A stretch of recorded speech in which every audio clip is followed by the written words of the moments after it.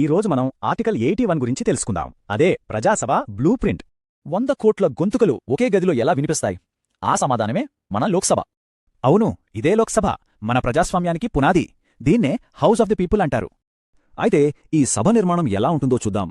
దీనికి article 81 rule book అన్నమాట. రాజ్యాంగం ప్రకారం లోక్సభలో గరిష్టంగా 552 మంది సభ్యులు ఉండొచ్చు.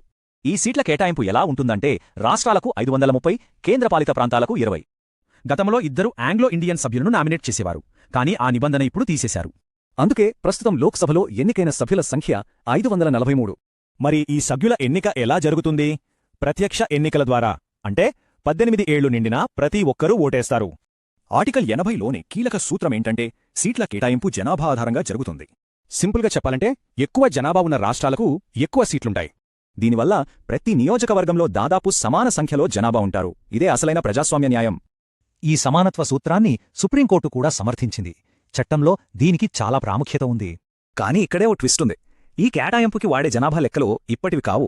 సీట్ల కేటాయింపు ఇప్పటికీ 1971 జనాభా లెక్కల ప్రకారమే జరుగుతోంది.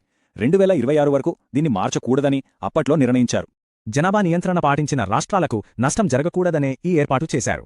సరే, ఇవన్నీ ఎందుకు ఇంత ముఖ్యం? లోక్సభ అధికారాలేంటో చూద్దాం.